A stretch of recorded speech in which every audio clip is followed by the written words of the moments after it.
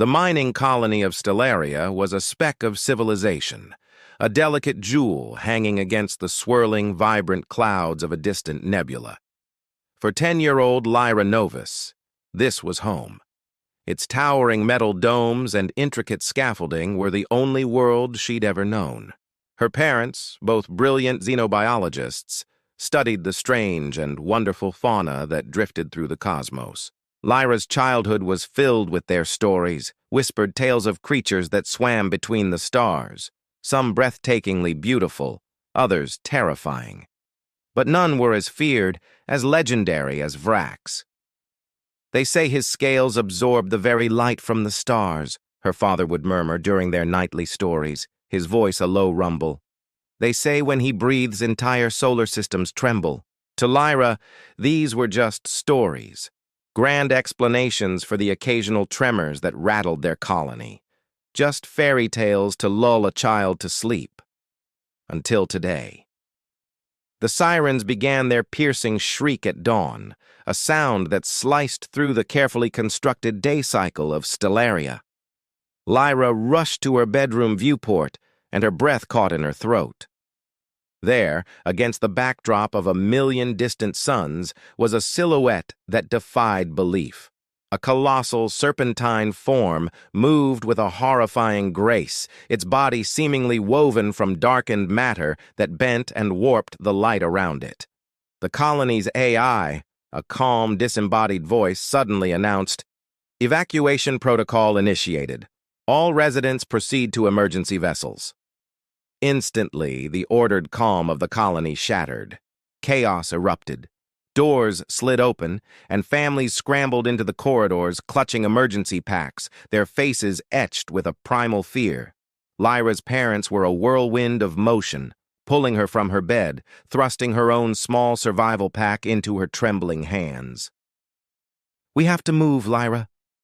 Now," her mother urged, her voice a strained whisper, a desperate attempt at calm that couldn't hide the tremor beneath. They were racing towards the evacuation bay, a river of humanity flowing through the metallic veins of the colony, when the first impact struck. The entire station shuddered violently, a deep, groaning protest from stressed support beams. Lyra's father stumbled, his balance lost for a critical second. He shoved her forward, towards her mother, just as a huge section of the ceiling groaned, buckled, and collapsed between them in a shower of sparks and twisted metal. "Papa!" Lyra screamed, her hand outstretched, reaching through the dust and debris that now separated them. "Go with your mother!" his voice called back, muffled and distant. "I'll find another way, I promise." Her mother didn't hesitate. She grabbed Lyra's arm, her grip like steel, and pulled her forward, tears carving clean paths through the dust on her own cheeks. They finally burst into the evacuation bay, a cavernous space already crammed with terrified colonists. Another tremor, more violent than the last, shook the very foundations of Stellaria. Through the massive observation window that lined one wall, Lyra saw it clearly now. Vrax. Its enormous body was coiled around Stellaria's main support structure, its scales like 1,000 obsidian mirrors reflecting the frantic flashing of the red emergency lights. The final catastrophic tremor came just as Lyra's mother shoved her into the last available escape pod. The metal felt cold against her back. "I need to find your father," her mother said, her voice breaking as she leaned in and pressed a frantic kiss to Lyra's forehead. "The pod is automated. It will take you to the nearest outpost. You'll be safe." "No, Mama, please." Lyra's plea was cut short. The doors hissed shut, sealing her in. The pod ejected with a jolt, pushing her deep into her seat. Through the small viewport, a single heartbreaking window to her past, Lyra watched in abject horror as the colony's central dome, her home, imploded in a silent, brilliant flash. The tiny escape pod accelerated, a seed of life cast away from the magnificent death of Stellaria. But just before her home vanished from view, she saw Vrax turn its massive head. It moved with an ancient, deliberate slowness, and its gaze fell upon her tiny, fleeing vessel. For a fleeting, impossible moment, its eyes, like two pools of liquid mercury, ancient and deep, seemed to lock with hers. And in that moment, something shifted within her. The terror was still there, a cold knot in her stomach, but it was joined by something else, something unexpected, a powerful surge of curiosity, a spark of wonder, and buried deep beneath it all, a strange, inexplicable feeling of recognition. The automated systems of the pod were flawless. As promised, it delivered her to Outpost Gamma, a small refueling station listlessly orbiting a nearby gas giant. For 3 long days, Lyra existed in a fog, a ghost among other refugees. She huddled by the communication consoles, her heart pounding with every new update, listening to the monotonous recitation of survivor lists. Her parents' names were never called. On the 4th night, a new wave of transport ships arrived, throwing the outpost personnel into a flurry of activity. The distraction was all Lyra needed. She slipped away, a small shadow moving against the current of the crowd. Using the skills her tech-savvy father had taught her, she accessed a public terminal, downloading star charts onto her personal data slate.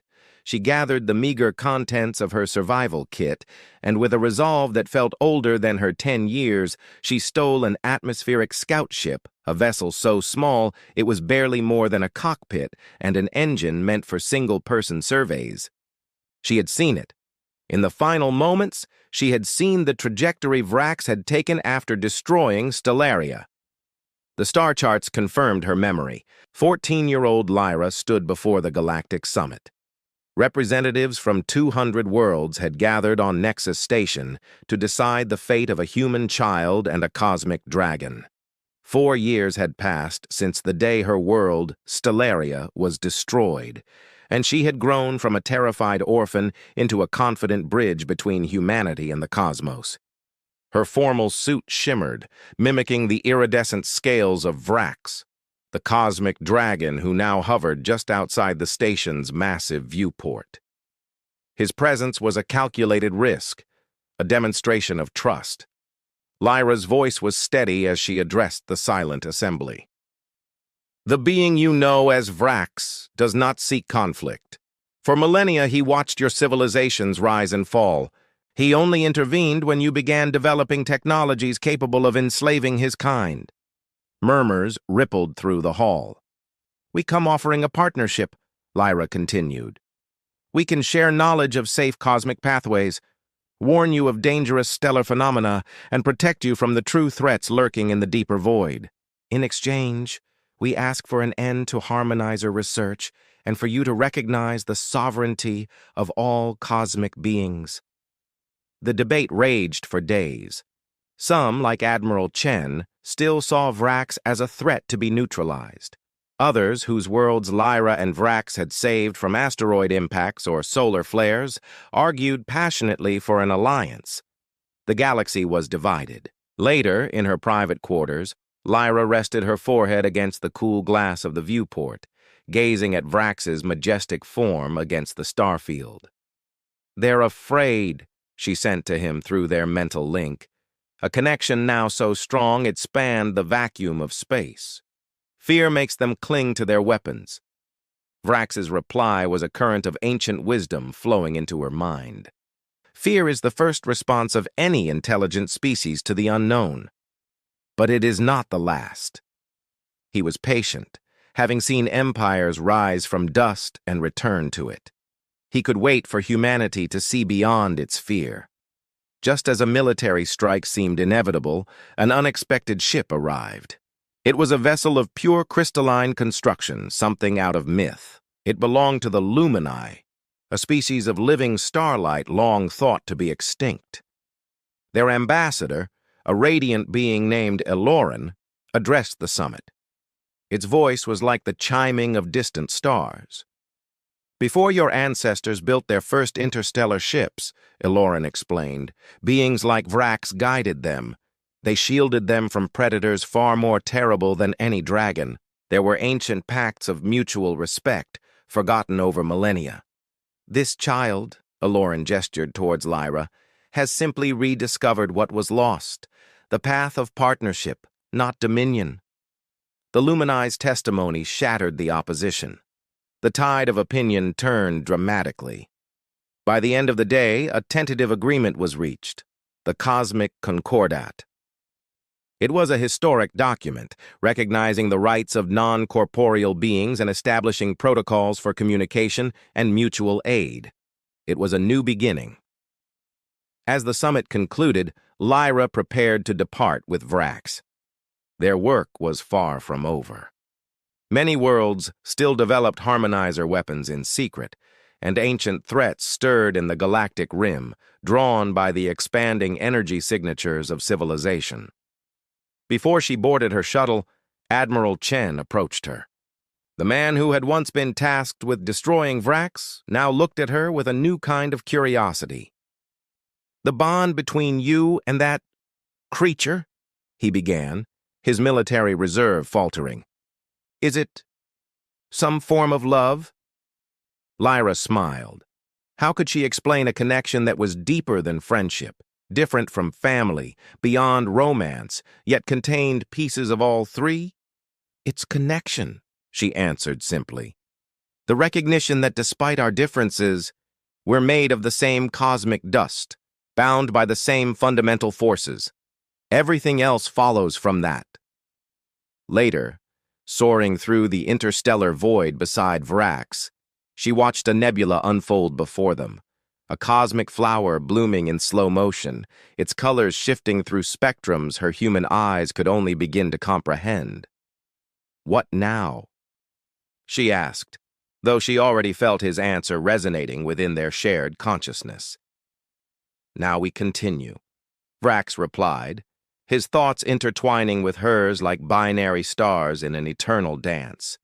"We explore, we protect, we remember." Lyra closed her eyes, feeling the sheer vastness of space around them and the equally vast, unbreakable connection between them. A bond that had transformed an orphan and a destroyer into something new, something the universe had never seen before.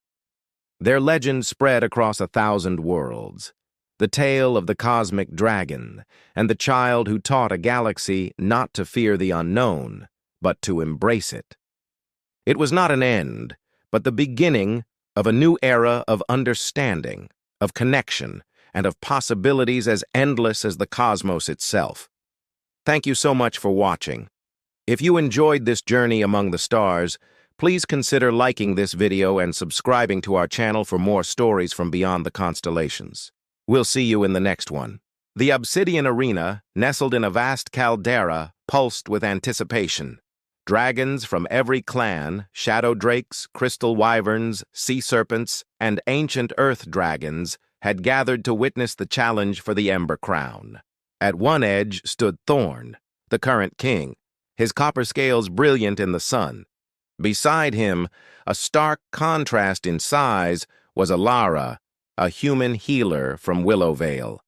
She was his secret weapon, his confidant. Across the black stone, Kyle, the challenger, paced with menacing impatience. His shadow drakes filled the air with black fire and intimidating aerial displays. "Remember," Ilara whispered to Thorn, securing a leather pouch to his leg. "The salve will numb the pain without dulling your senses, but it only lasts about an hour." Thorn's gaze was locked on his rival. "Stay with the Crystal Wyvern emissaries," he rumbled. "They've promised to protect you." A massive earth dragon, an ancient elder, stepped into the arena's center. His voice was like rolling thunder. "We gather to witness challenge combat for the Ember Crown. Kale, son of Malgrath, challenges Thorn, son of Paraxis." He turned to the king. "Do you accept this challenge freely?" "I do," Thorn's voice rang out, strong and clear. The elder then faced Kale. "And do you issue this challenge in good faith, without treachery?" A flicker of hesitation crossed Kale's face before he answered, "I do." "Then let combat commence when the sun reaches zenith," the elder proclaimed. As the moment neared, Alara placed a hand on Thorn's massive paw. "He'll expect your usual tactics, direct, powerful. Your advantage is surprise." Thorn lowered his head, his golden eyes meeting hers. "If I don't return—" "You will," she cut him off firmly. "You have changed me, Ember King. I will carry your fire always." The sun hit its peak. A deep gong echoed through the caldera. The combat had begun. Kale lunged immediately, a blur of speed and fury, his roar shaking the very stones. Just as Ilara had coached, Thorn sidestepped, conserving his energy instead of meeting force with force. A murmur of surprise rippled through the crowd. This was not the Ember King they knew. Enraged, Kale unleashed a torrent of purple fire. Thorn countered, not with his usual red-gold flame, but with a concentrated jet of blue-white fire that sliced through Kale's attack and scorched his wingtip. "First blood to the king!" a voice shouted. Snarling, Kale took to the sky. Thorn followed, his newly healed wing holding strong. They clashed above the arena in a whirlwind of claws, teeth, and fire. From below, Ilara watched, her heart pounding. Thorn was executing their plan perfectly, fighting defensively, using Kale's own aggression against him. But Kale's raw power was immense, and every blow that landed on Thorn made her flinch. The battle raged. 20 minutes felt like an eternity. Both dragons were bloodied and battered, circling each other on the arena floor. "You fight differently, Uncle," Kyle panted. "I've learned new ways," Thorn replied, his breathing labored but steady. "Perhaps there's value in change." With a final furious roar, Kale launched himself forward, driving Thorn back. It looked like the end, but at the last second, Thorn dropped and rolled beneath Kale's attack, coming up behind him with shocking speed. Before Kale could react, Thorn's jaws clamped around his neck, not to kill, but with the precise dominant pressure that signified victory in dragon combat. "Yield!" Thorn commanded. Kale struggled, then went still. Defeat was undeniable. "I yield!" he hissed, the words tasting like ash. A deafening roar erupted from the assembled dragons. As Thorn released his hold, the Earth Dragon Elder stepped forward. "The challenge is decided! Thorn remains Ember King!" Relief washed over Ilara. She rushed to Thorn's side, her medical supplies at the ready. But as she began treating his wounds, a silence fell. Hundreds of dragon eyes watched the unprecedented scene. A human tending to their king. Kale glared, spitting blood. "This proves my point. You've been corrupted by human influence." Before Thorn could answer, the Earth Dragon Elder spoke, his ancient voice silencing the arena. "I have witnessed something today I never expected. Not just a battle, but wisdom I thought lost." He addressed the entire assembly. "For centuries we have retreated, clinging to isolation as our numbers dwindled. Today, the Ember King showed that adaptation is not weakness, it is survival. The human healer did not diminish our king, she renewed him. Perhaps there is a lesson here for us all." "You suggest we take human pets?" Kale sneered. "I suggest," the elder replied sharply, "that isolation has failed us. We can fade into legend, or we can find a new way forward." He turned to Thorn. "What say you, Ember King?" Thorn stood tall, his tattered wings extending. "For too long I ruled a kingdom of memories, no more." His eyes found Ilara's. "I propose an alliance between Willowvale and the Dragon Realms. A beginning. Knowledge shared, territories respected, ancient wounds healed." Shockwaves rippled through the crowd. The debate was fierce, lasting long into the evening, but by nightfall, a tentative agreement was made. Willowvale would be the first human settlement allied with dragonkind, with Ilara as ambassador. As the stars appeared, Thorn and Ilara sat at the edge of the quiet arena. "So," Ilara said softly, "what does a non-traditional Ember King do now?" Thorn's rumbling chuckle vibrated through the stone. "Perhaps he explores the world that has changed, learns from a wise human healer, and builds something that might last." He gently curled his wing around her, a protective embrace under the moonlit sky. "This story is only beginning," he rumbled. "And perhaps it continues with both dragon and human learning to live in a world large enough for them both." Their improbable bond had not just saved a crown, it had ignited the spark of a new dawn for two worlds. Thank you so much for joining us on this epic journey. If you loved this story as much as we did, don't forget to hit that like button, subscribe, and ring the bell so you won't miss the next chapter in their legend. We'll see you again soon. In the endless dark, the planet Terravis shimmered like a sapphire. From high orbit I saw it, the familiar sickening pulse of energy across its northern continent. My stomach clenched. "Another harmonizer," I whispered, feeling the tension ripple through Vrax's massive form beneath me. "It's bigger than the one on Stellaria." It had been 3 months since I, Lyra, a 13-year-old orphan from a destroyed colony, first stood before the cosmic dragon, Vrax. 3 months of hurtling through the cosmos, a fugitive alliance forged in loss and a shared purpose. We'd visited a dozen systems, uncovering 4 attempts to build technology that could enslave beings like him. Each discovery, each narrow escape had woven our disparate lives into a single thread. Vrax's thoughts echoed in my mind, a deep rumble of resignation, not the rage I once knew. "They never learn," he projected. "They glimpse the true power of the cosmos, and their first instinct is to chain it." I pressed my hand against his shimmering scales, a gesture that had become our silent language of comfort and understanding. "We could warn them first this time," I suggested, my voice small but firm. "Not everyone knows what their governments are building behind closed doors." This was our new way. Not blind destruction, but calculated intervention. It was a compromise born from the ashes of my home and his near capture.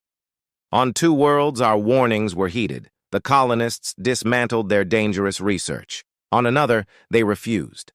Vrax was forced to act, surgically destroying the facility while I raced against the clock, helping evacuate the surrounding settlements. We were a strange pair, a child of ruin and a being of cosmic might, trying to mend the galaxy one system at a time.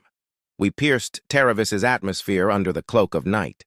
Vrax's scales shifted, absorbing the starlight, rendering his colossal form a moving shadow against the black.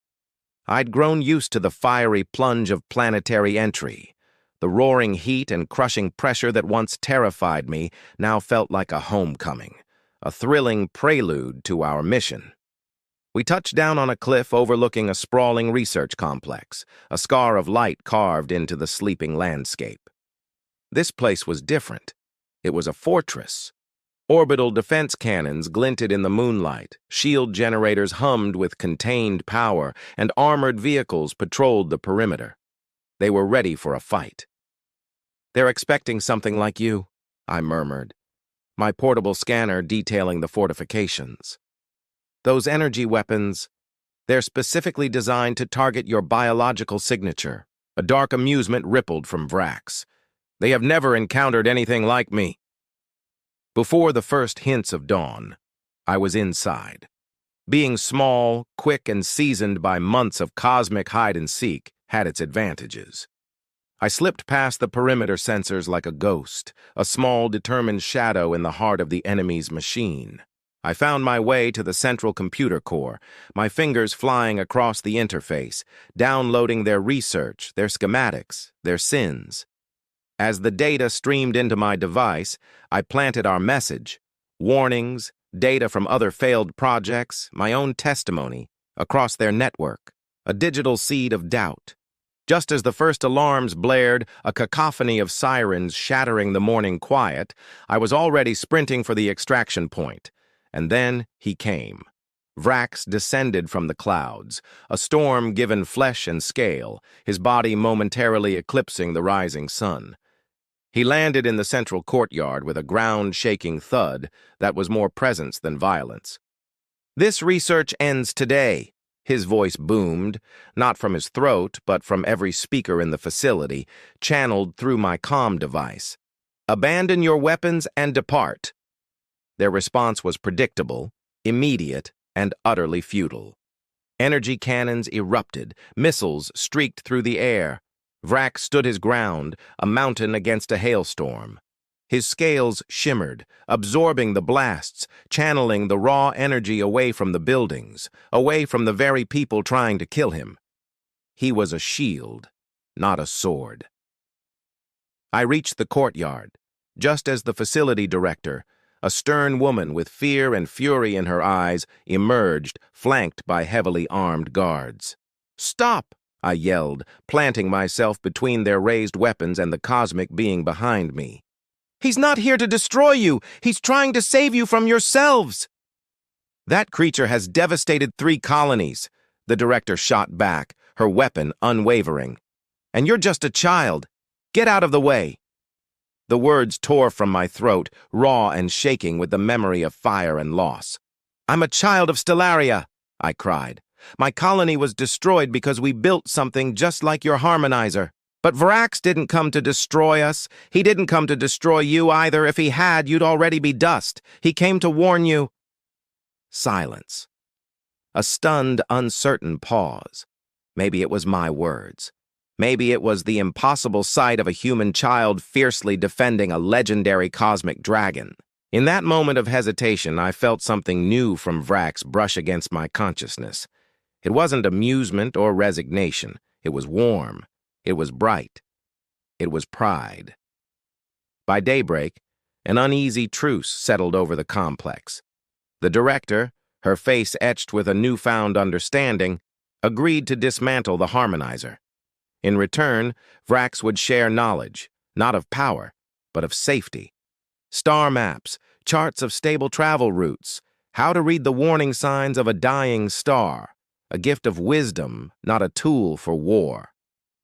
As we ascended from Terravis, leaving the planet to its new, safer dawn and soaring back into the silent embrace of space, I looked at the star-dusted scales beside me. Something had shifted, not just on the planet below, but between us. We were no longer just a predator and his survivor, a destroyer and an orphan bound by circumstance. We had become something more. We were guardians, protectors of a fragile balance in a cosmos that was far grander and far more vulnerable than anyone knew. And our work was just beginning. Thank you so much for watching our story unfold. If you were moved by the journey of Lyra and Vrax, please hit that like button and subscribe to our channel for more adventures from across the galaxy. We'll see you in the stars.